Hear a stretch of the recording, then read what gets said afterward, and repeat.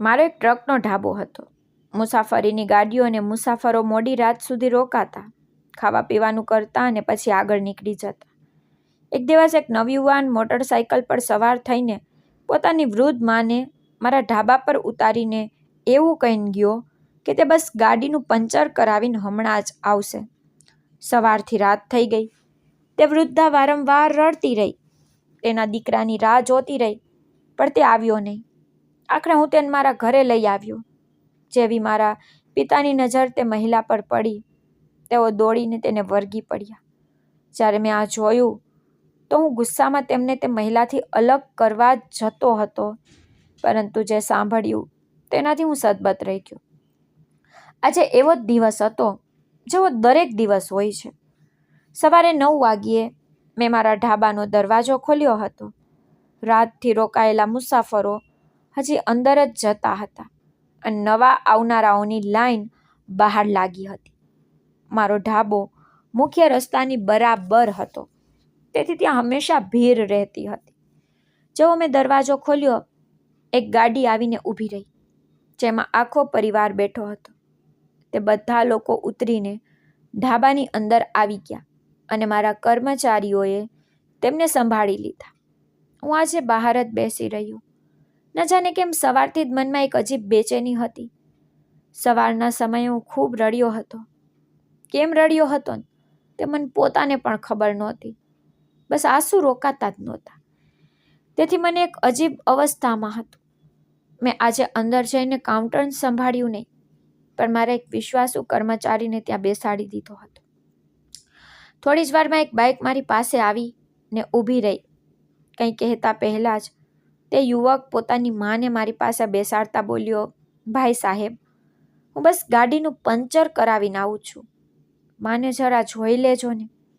આ કહીને તે બાઇક સ્ટાર્ટ કરીને બીજી દિશામાં નીકળી ગયો. મેં હેરાન થઈને તેના ટાયરોને જોયા. જો કે એવું લાગતું હતું કે હવા ઓછી છે, પણ ટાયર તો પૂરી રીતે સારા લાગતા હતા, કારણ કે મારી પાસે પણ ઘણી ટ્રકો હતી. મને ગાડીઓની સ્થિતિનો ઘણો અનુભવ હતો. તે વૃદ્ધા મારી બાજુમાં બેસતા બોલી, બાળક છે ને, ઘરેથી નીકળતા જ બોલતો હતો કે ટ્રકવાળાના ઢાબા પર રોકાઈશું, ત્યાં જ ગાડી થોડી સારી કરાવી લઈશું. મેં કહ્યું, હવે જો તમે બંને અહીંયા સુધી આવી ગયા, કોઈ પરેશાની ન થઈ? મેં કંઈક કહ્યું તો તે ખીજાઈ ગયો. કહેવા લાગ્યો, રસ્તો લાંબો છે, તમે અહીં જ બેસો. તે મહિલાની વાતો સાંભળીને મેં પૂછ્યું, તમે લોકો ક્યાં જઈ રહ્યા છો? તેને પોતાના પાલવને ઠીક કરતા જવાબ આપ્યો, ખબર નથી બેટા. તેને બસ એટલું જ કહ્યું કે આજે ફરવા ચાલો માં. જો કે મારી તબિયત પણ સારી નથી. સમજાવતી હતી તેને પણ તે સાંભળે છે જ ક્યાં. બસ દરેક વખતે બૂમો પાડતો રહે છે. મારી કોઈ વાત સાંભળતો જ નથી. તે સ્ત્રી બહુ માસૂમ લાગતી હતી. ચહેરો જોઈને જ ખબર પડતી હતી. મેં કંઈક વિચારીને પૂછ્યું, તમે કંઈ ખાધું જ? તેને માથું હલાવીને ના પાડી અને કહ્યું, સવારના સમયે એક ડબલ રોટીનો ટુકડો ખાધો હતો, પણ હવે ભૂખ લાગી રહી છે. દીકરાએ કહ્યું કે કોઈ ઢાબા પર કંઈક ખવડાવી દેશે. કદાચ ગાડી સારી કરાવીને પાછો ફરે તો અહીંથી જ કંઈક ખાઈએ. મેં સહમતીમાં માથું હલાવ્યું અને ચૂપ થઈ ગયો. થોડી જ વાર પછી મારો એક કર્મચારી અંદરથી આવ્યો અને બોલ્યો, ભાઈ સાહેબ, જે મોટો પરિવાર આવ્યો છે તે રોકાવા માટે રૂમ માંગી રહ્યો છે. જરા આવીને વાત કરી લો. કંઈક ભાવતાલ કરી રહ્યા છે.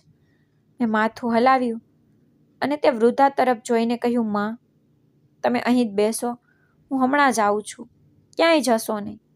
તે તરત જ હાથ ઊંચો કરીને બોલી, હા હા બેટા, હું ક્યાંય જઈશ નહીં.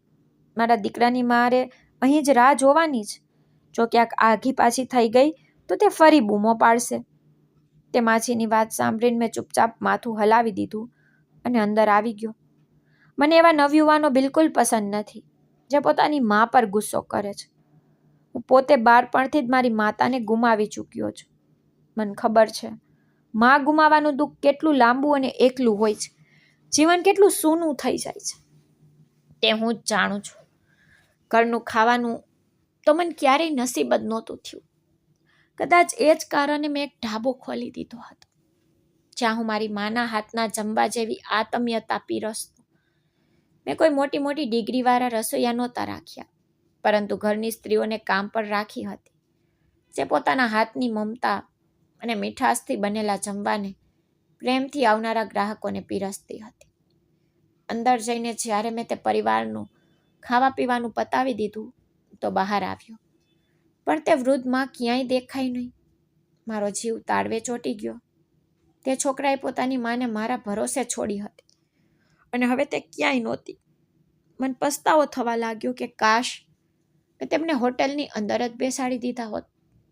મેં તરત જ આજુબાજુ નજર દોડાવી, પણ તે ક્યાંય ન દેખાઈ. મારા હાથ પગ ઠંડા પડવા લાગ્યા. હોટલના દરવાજા પર ઊભો રહીને હું ગભરાટમાં જોરથી બૂમો પાડવા લાગ્યો, માં બહાર છો કે શું? મારી અવાજ સાંભળીને 2-3 છોકરાઓ અને સ્ટાફના કેટલાક લોકો બહાર આવી ગયા. એકે પૂછ્યું, શું થયું સાહેબ, બધું ઠીક છે? હું તરત જ બોલ્યો, એક વૃદ્ધ માં હતા ગુલાબી સૂટમાં, જુઓ ક્યાંક ચાલ્યા ગયા છે. તેમનો દીકરો તેમને મારા હવાલે છોડીને ગયો હતો. તેમની જવાબદારી હવે મારી હતી. એક નવયુવાન બોલ્યો, અરે ભાઈ જવા દો, કદાચ તેમનો દીકરો આવી ગયો હોય અને તે તેની સાથે ચાલ્યા ગયા હોય. મેં માથું હલાવીને કહ્યું, ના, મને કોઈ બાઇકનો અવાજ નથી સંભળાયો. તમે લોકો આજુબાજુ જુઓ, ખબર કાઢો, ક્યાં ચાલ્યા ગયા તે માજી? મારું દિલ ઝડપથી ધબકી રહ્યું હતું. ન જાણે કેમ તે સ્ત્રીનું અચાનક ગાયબ થઈ જવું મને ખૂબ હેરાન કરી રહ્યું હતું. મેં આખો વિસ્તાર ફરીને જોઈ લીધો, પણ તેમનો કશો પતો ન લાગ્યો. હું સીસીટીવી ફૂટેજ ચેક કરવા જતો જ હતો કે કોઈએ મારા ખંભા પર હાથ રાખ્યો. પાછળ ફરીને જોયું તો તે જ વૃદ્ધ માં હતા. હાથમાં કંઈક ફૂલો લઈને હસી રહ્યા હતા. તે મારી તરફ ફૂલો વધારતા બોલ્યા, બેટા, તું ખૂબ નેક દિલનો છે. મેં જોયું તે કેવી રીતે તે લોકો પાસેથી ઓછા પૈસા લીધા. મને બહુ સારું લાગ્યું. તેથી હું તારા માટે ફૂલ તોડવા ચાલી ગઈ હતી. આ લે, મારી તરફથી એક નાની ભેટ.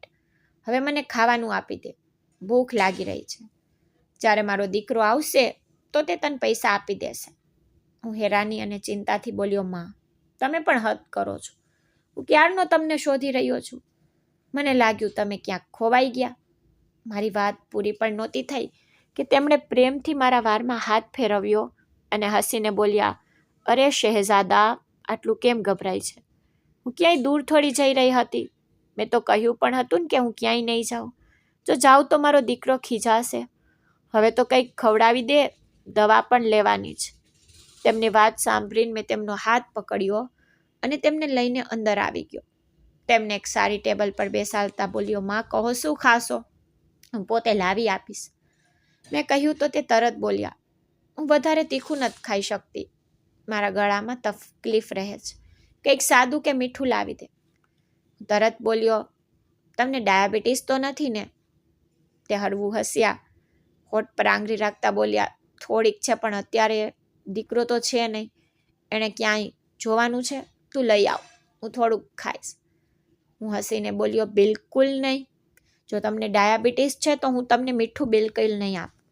હા, તમારા માટે હું કંઈક દલિયો બનાવડાવું છું. આ સાંભળતા જ તેમણે તરત જ નાક મોં ચડાવતા કહ્યું, ના, દલિયો નથી ખાવો. કંઈક સારું લાવ, જેનાથી મારો મૂળ સાળો થઈ જાય. હા, પણ મરચું ઓછું હોવું જોઈએ.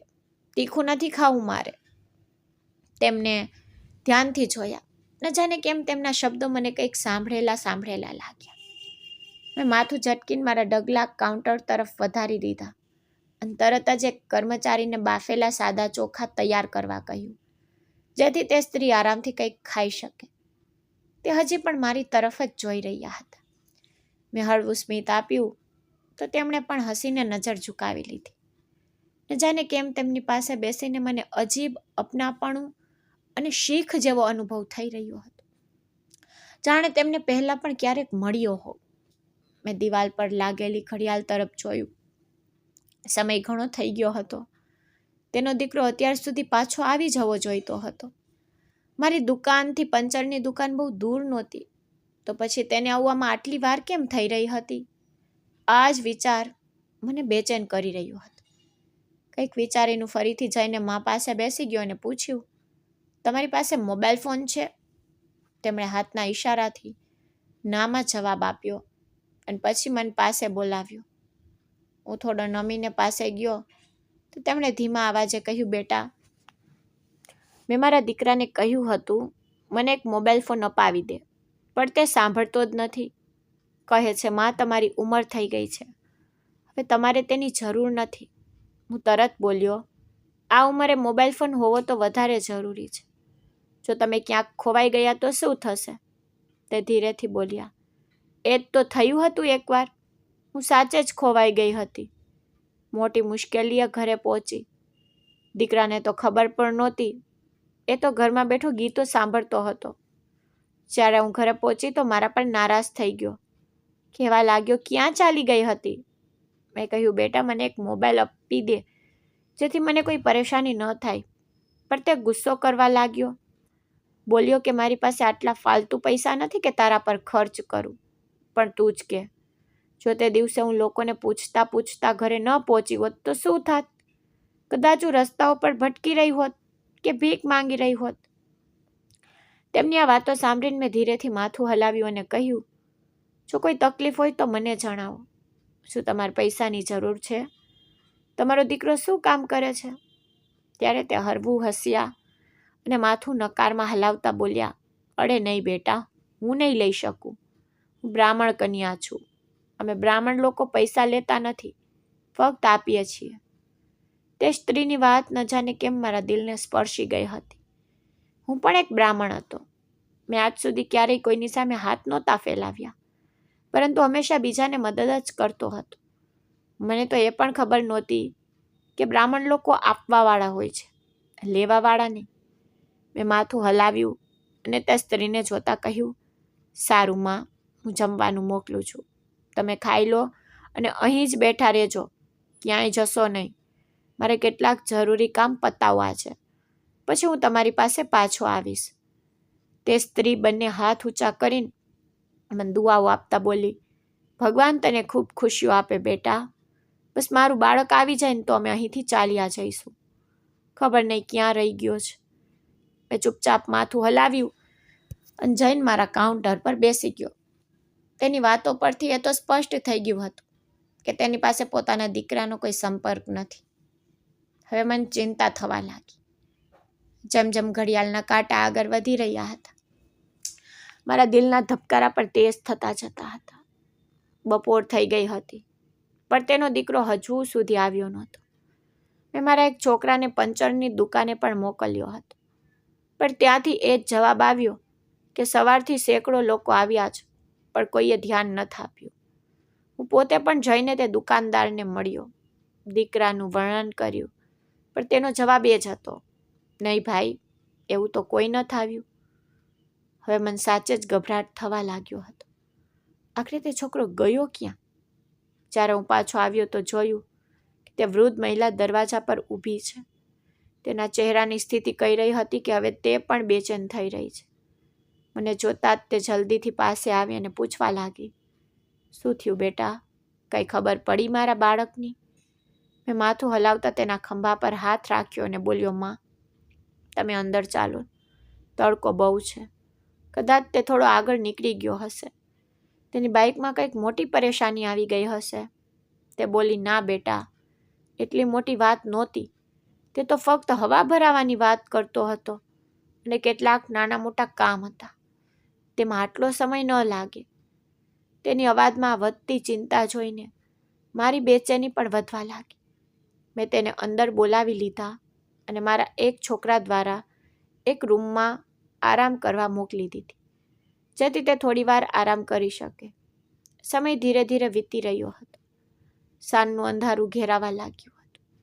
તે મહિલા 2-3 વાર નીચે આવી ગઈ હતી.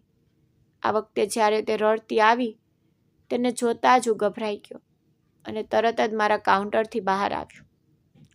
તેની આંખોમાંથી આંસુ વહી રહ્યા હતા. તે બોલી, મારો બાળક આવ્યો શું? મને બહુ ગભરામણ થઈ રહી છે. મારે ઘરે જવું છે. મારું બાળક ભૂખ્યું હશે, તને કંઈ ખાધું નહીં હોય. તેની મમતા અને ચિંતા જોઈને મને પહેલા છોકરા પર ગુસ્સો આવ્યો. શું કોઈ એટલું બેદરકાર હોઈ શકે કે માને છોડીને જ ભૂલી જાય? જો ભૂલી પણ ગયો હોય તો સવારથી અત્યાર સુધીનો સમય શું એટલો ઓછો છે?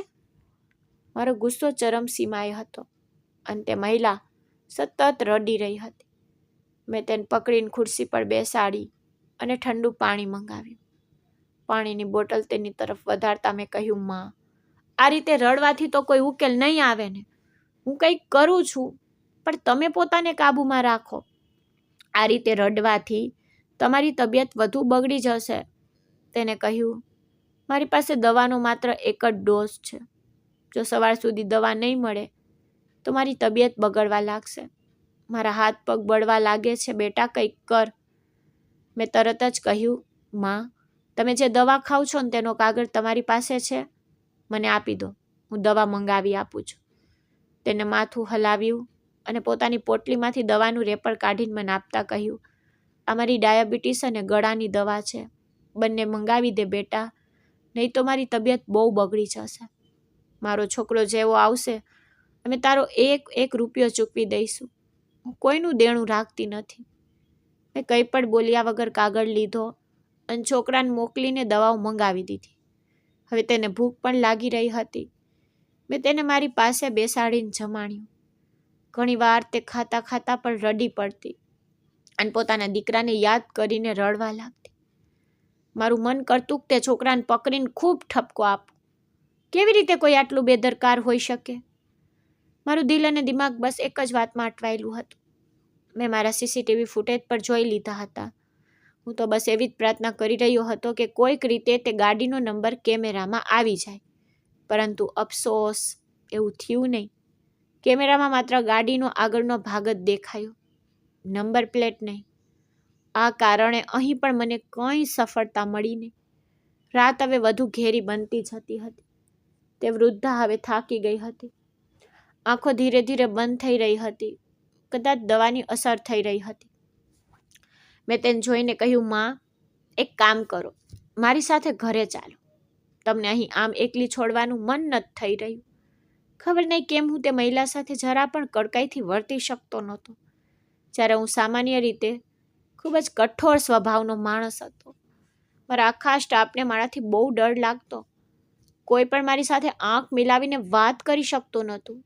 પરંતુ તે મહિલાની સામે હું જાણે બિલકુલ બદલાઈ ગયો હતો. મારી હોટેલમાં ઘણા રૂમ હતા જ્યાં તે રાત વિતાવી શકતી હતી. પરંતુ તોય હું તેને એકલા છોડવા માંગતો નહોતો.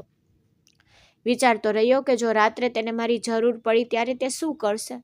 એટલે મેં તેને મારા ઘરે ચાલવાનો પ્રસ્તાવ મૂક્યો. પરંતુ તે તરત જ બોલી, ના બેટા, હું ઘરે નહીં જાઉં. હું અહીં જ બહાર બેસીશ. મારો દીકરો આવી જશે. તેને ભૂલવાની આદત છે. અવારનવાર વસ્તુઓ ભૂલી જાય છે. તેની આ વાત સાંભળીને મને ખૂબ દુઃખ થયું. હું તેને જોતો રહ્યો અને કહ્યું, માં, જો તેને આવું હશે તો તે આવી જ જશે. તે જો તમારા વિશે પૂછશે તો મારો સ્ટાફ મને ફોન કરી દેશે. હું આખી રાત જાગીને રાહ જોઈશ. તમે ચિંતા ન કરો.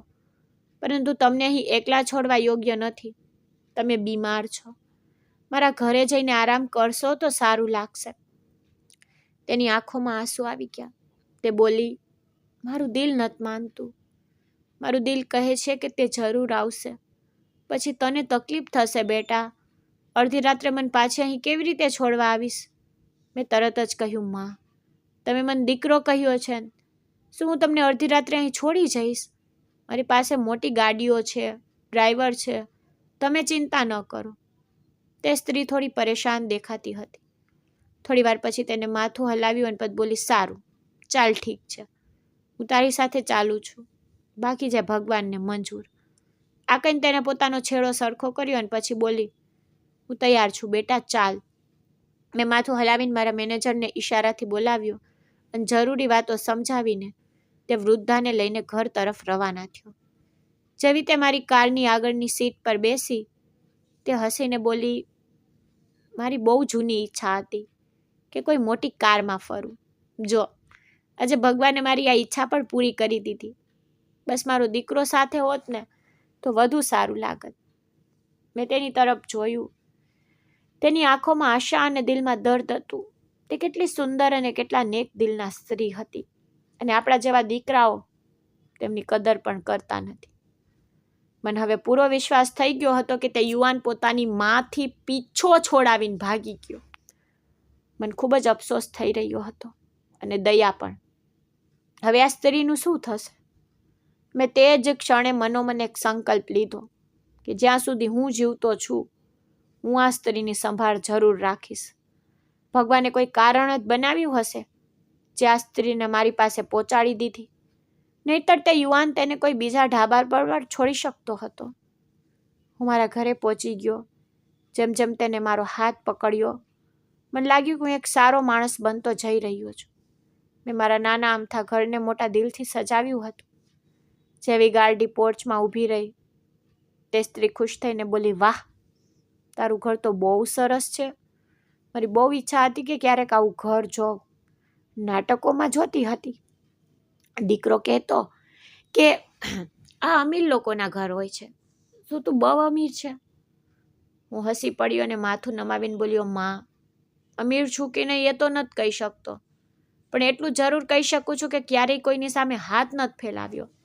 જે પણ કંઈ કમાયો તેમાં સંતોષ માન્યો અને જે બની શક્યું તે વેચતો રહ્યો. તે હસીને બોલી, ભગવાન તારા ભાગ્યમાં વધુ બરકત આપે. જે રીતે તે આજે મારું ધ્યાન રાખ્યું છે ને, હું શબ્દોમાં વર્ણવી શકતી નથી. આજે મેં તને દિલથી અઢળક આશીર્વાદ આપ્યા છે. બસ ભગવાન કરે મારો દીકરો મને લેવા આવી જાય. મને તેની બહુ ચિંતા થઈ રહી છે. તેને તો ફક્ત મારા હાથની રસોઈ જ ભાવે છે, બહારનું ક્યારેય ખાતો નથી. મેં બસ આમાં માથું હલાવ્યું અને તેની સાથે ગાડીમાંથી ઉતરી ગયો. એક પળ માટે દિલમાં વિચાર આવ્યો કે આ સ્ત્રીને સત્ય કહી દઉં કે તેનો દીકરો તેને છોડીને હંમેશા માટે જતો રહ્યો છે. પરંતુ જેટલા પ્રેમ અને વિશ્વાસથી તે પોતાના દીકરાને યાદ કરી રહી હતી, જેટલા વહાલથી તેનું નામ લઈ રહી હતી, હું એક શબ્દ પણ બોલી શક્યો નહીં. મને લાગ્યું કે ચૂપ રહેવું જ બહેતર છે. મેં તેનો હાથ પકડ્યો અને કહ્યું, માં, ચાલ હવે અંદર જઈએ. પછી તું થોડી ચા પીને આરામ કરી લેજે. પરંતુ તે તરત જ માથું હલાવતા બોલી, ના બેટા, તેની જરૂર નથી. હવે બસ થોડો આરામ કરી લઈશ. પરંતુ જેવો મારા બાળકના ફોન આવે તું મને જરૂર જગાડી દેજે. એવું ન સમજતો કે માં સૂતી છે. હું અડધી રાત્રે પણ ઉઠી જઈશ. મારા બાળકને રાહ ન જોવડાવતું. હું પણ કંઈ પણ બોલી શક્યો નહીં. બસ ચૂપચાપ તેને લઈને અંદર ગયો. અમે હજી લિવિંગ રૂમ સુધી જ પહોંચ્યા હતા કે પિતાજીનો અવાજ આવ્યો, આવી ગયો સમીર, ક્યારનો તારી રાહ જોતો હતો. મેં કહ્યું, તે આજે બહુ મોડું કરી દીધું. હું વળ્યો જ હતો કે જોયું પિતાજી મારી બિલકુલ સામે ઊભા હતા. હું કંઈ કહી શકું તે પહેલા જ પિતાજી બોલી ઉઠ્યા, આ સ્ત્રી કોણ છે જે તારી સાથે છે? હું જવાબ આપવા જ જતો હતો કે તે વૃદ્ધ સ્ત્રી અચાનક ફરી. તેની આંખોમાં આંસુ હતા. ચહેરો ઉદાસ અને થાકેલો લાગતો હતો. અને મારા પિતાજી તો જાણે બીજો શ્વાસ લેવાનું જ ભૂલી ગયા હોય. હું નમાઈ પામીને તે બંને તરફ જોતો રહી ગયો. ત્યારે જ અચાનક પિતાજી દોડીને તે સ્ત્રી પાસે પહોંચ્યા અને તેને ગળે લગાવીને ધ્રુસકે ને ધ્રુસકે રડવા લાગ્યા. તેમનું આ રીતે રડવું મારી સમજની બહાર હતું. તે સ્ત્રી તો શાંત હતી, પરંતુ હવે તેની પર ધીમે ધીમે ડૂસકા ભરવાનો અવાજ સંભળાવા લાગ્યો હતો. આ બંને એકબીજાને જાણતા હતા, પણ રડતા કેમ હતા એ વાત મારી સમજની બહાર હતી. મને જાણે અચાનક ભાન આવ્યો. તે સ્ત્રી ઉંમરમાં મારા કરતાં ઘણી મોટી હતી, પરંતુ તો પણ મેં તેને ગળે લગાવી નહોતી. મને મારા શરીરની આ ખચકાટ પર એક વિચિત્ર શરમ અનુભવાઈ. મેં તરત જ બંનેને અલગ કર્યા અને પિતાજી તરફ ગુસ્સાથી જોતા કહ્યું, આ શું બદતમીઝી છે પિતાજી? તમને શું થઈ ગયું છે? તમે કેવા પ્રકારનો વ્યવહાર કરી રહ્યા છો? થોડી તો મર્યાદા રાખો. તે આપણા મહેમાન છે. મારી વાત સાંભળીને પિતાજી બોલ્યા, આ મહેમાન નથી, આપણા ઘરનો હિસ્સો છે. મને માફ કરી દે. હું તારી આગળ હાથ જોડું છું. તું ક્યાં ચાલી ગઈ હતી? તને ખબર છે મેં તને ક્યાં ક્યાં નથી શોધી? પછી તેમણે તે સ્ત્રીનો હાથ પકડીને પોતાના દિલ પર રાખ્યો અને બોલ્યા, જો મારું દિલ કેટલી જોરથી ધબકી રહ્યું છે. મેં તરત જ પિતાજીને દૂર ધકેલતા કહ્યું, તમે આ શું બોલી રહ્યા છો? આ સ્ત્રી આજે મારા ઢાબા પર પોતાના એક દીકરા સાથે આવી હતી અને ભૂલથી ત્યાં જ રહી ગઈ. તે આપણા ઘરની સભ્ય કેવી રીતે હોઈ શકે? તમને કોઈ ગેરસમજ થઈ છે.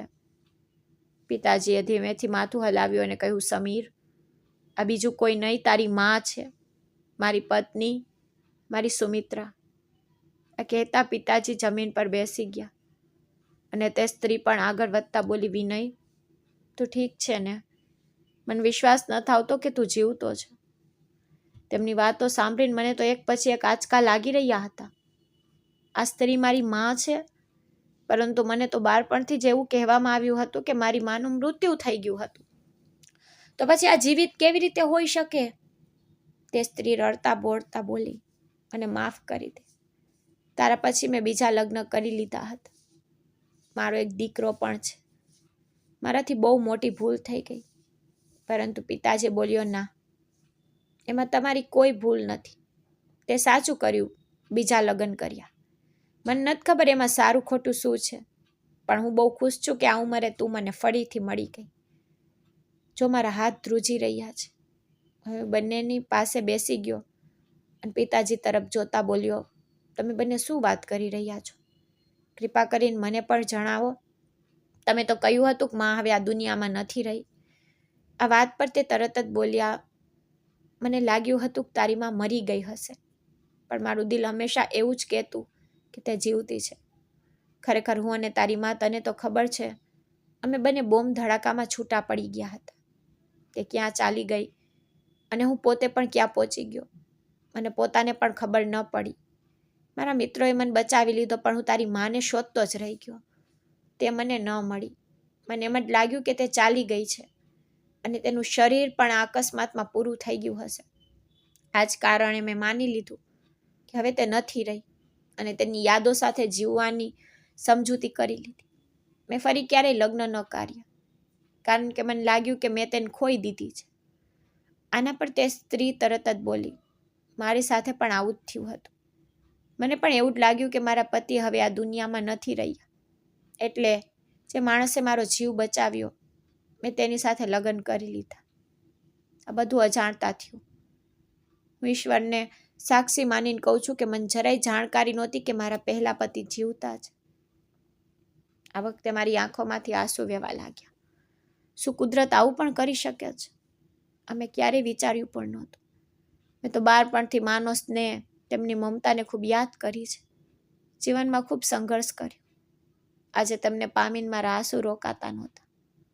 મેં તેમને પોતાના હૃદય સરસા ચાપી લીધા અને ઘણી વાર સુધી તેમના ખંભા પર માથું રાખીને રડતો રહ્યો. તે મને વારંવાર ચુંબન કરી રહી હતી અને એક જ વાત કહી રહી હતી, અમિત, હું તને બહુ યાદ કરતી હતી. તને ખબર છે, જ્યારે મારો બીજો દીકરો જન્મ્યો ને ત્યારે પણ મને સુખ નહોતું મળ્યું. હું બસ એ જ વિચારતી રહેતી કે મારો પહેલો દીકરો કેવો હશે. આજે તને જીવતો અને સલામત જોઈને મને મારા ભગવાન પર ભરોસો થઈ ગયો છે કે તું બધું જ કરી શકે છે. મેં તેમને બહુ પ્રેમથી ગળે લગાવી લીધા. જ્યારે મેં વકીલને 2 લગ્ન વિશે પૂછ્યું હતું, ત્યારે તેમણે સ્પષ્ટપણે કહ્યું હતું કે જો બીજા લગ્ન અજ્ઞાનતામાં થયા હોય તો તે અમાન્ય છે, પરંતુ જો કોઈ સાચા મનથી પશ્ચાતાપ કરે તો ઈશ્વર તેને ક્ષમા કરી શકે છે. કારણ કે તમારા પિતા સાથેનું તેમના પહેલા લગ્ન ક્યારેય સમાપ્ત થયા નહોતા. જ્યાં સુધી પહેલા લગ્ન કાયદેસર છે, ત્યાં સુધી બીજા લગ્ન માન્ય ન હોઈ શકે. હું મારી માંથી જરાય નારાજ નહોતો અને ન તો મારા પિતાજીથી, કારણ કે તે બંને ખૂબ જ માસૂમ હતા. તેમણે એ જ રસ્તો અપનાવ્યો જે તમને તે સમયે યોગ્ય લાગ્યો. અમે તો ઈશ્વરનો આભાર માન્યો કે તેમણે ભૂલ કરી, પરંતુ તે જાણી જોઈને નહોતી કરી. તેમને એ જ ખબર નહોતી કે પાપ શું છે અને પુણ્ય શું છે. મેં તેમને મારા ઘરમાં રાની જેવો દરજ્જો આપ્યો. મેં મારા નાના ભાઈને પણ શોધી કાઢ્યો અને તેને ઘરે બોલાવીને 2 થપ્પડ મારી. મેં કહ્યું, તું કેટલો સ્વાર્થી નીકળ્યો. અરે, તને તો શરમ આવી જોઈએ. જે સ્ત્રીએ તને બાળપણથી ખોળામાં રમાડીને મોટો કર્યો, તું તેને એકલી મૂકીને જતો રહ્યો. તે રડતા રડતા બોલ્યો, મારી પાસે પોતાની પાસે ખાવાના પૈસા નહોતા, તેમને કેવી રીતે પાળત. એટલા માટે મેં વિચાર્યું કે જ્યારે તે મારી આંખોની સામે જ નહીં હોય તો મને દુઃખ પણ નહીં થાય. આ જ કારણ હતું કે હું તેમને છોડીને જતો રહ્યો, પરંતુ મેં તેને પણ માફ કરી દીધો. આટલા વર્ષ પછી મારી મા મને મળી ગઈ હતી. જો જરૂર પડત તો હું તેમના માટે મારો જીવ પણ આપી દેત. જ્યારે હું ઈશ્વરની લીલા અને કરિશ્માઓ વિશે વિચારું છું ત્યારે મારી આંખો ભરાઈ આવે છે. હું તેમનો જેટલો આભાર માનું તેટલો ઓછો છે. તો મિત્રો, આ હતી આજની વાર્તા. આ વાર્તા વિશે તમારો શું અભિપ્રાય છે તે કોમેન્ટ બોક્સમાં જરૂર જણાવજો.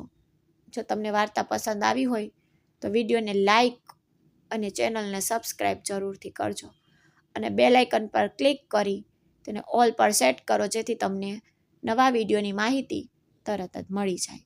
આભાર અને ધન્યવાદ.